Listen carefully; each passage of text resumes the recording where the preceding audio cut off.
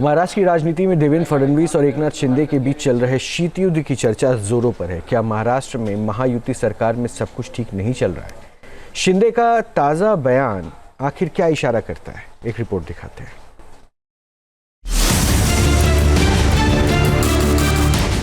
क्या महायुति सरकार में सब कुछ ठीक नहीं है? क्या शिंदे और फडणवीस के बीच कोल्ड वॉर चल रहा है? क्या शिवसेना और बीजेपी के संबंध नाजुक मोड़ लेते नजर आ रही हैं? मुझे हल्के में नहीं ले।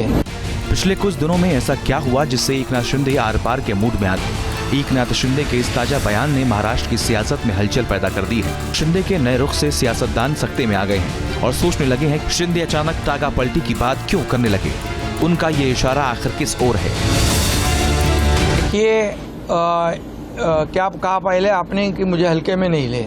ये तो मैंने पहले ही कहा है। जिन्होंने मुझे हल्के में लिया है, मैं एक कार्यकर्ता हूँ, सामान्य कार्यकर्ता हूँ, लेकिन बाला साहब और दिघे साहब का कार्यकर्ता हूँ। ये समझ के मुझे सबने लेना चाहिए और इसलिए जब हल्के में लिया तो 2022 में टांगा पलटी कर दिया, सरकार को बदल दिया।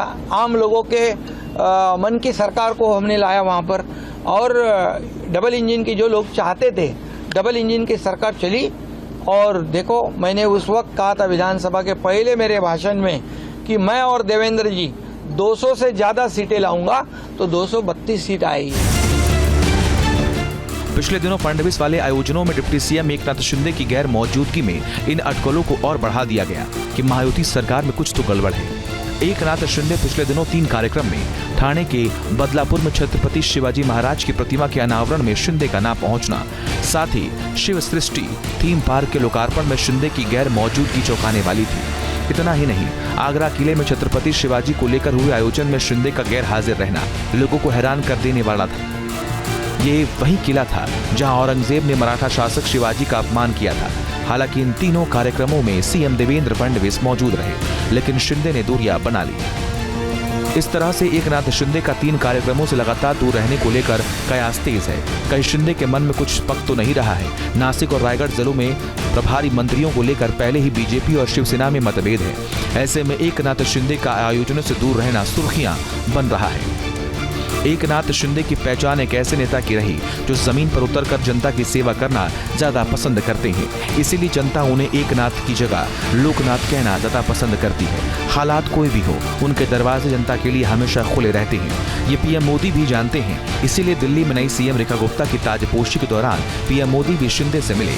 इस दौरान उन्होंने थोड़ी देर रुककर बातचीत की और हालचाल जाना। देवेंद्र फडणवीस और एकनाथ शिंदे अपनी अपनी ताकत दिखाने के मौके ढूंढते नजर आ रहे हैं। खबर है कि जिस तरीके से मुख्यमंत्री कार्यालय ने एकनाथ शिंदे और उनके मंत्रियों की नाकाबंदी की है, उसे देखते हुए आने वाले समय में इनके संबंधों में तल्खी की गुंजाइश बनी हुई है। हालांकि बीजेपी इससे इनकार कर रही है। Team news nation.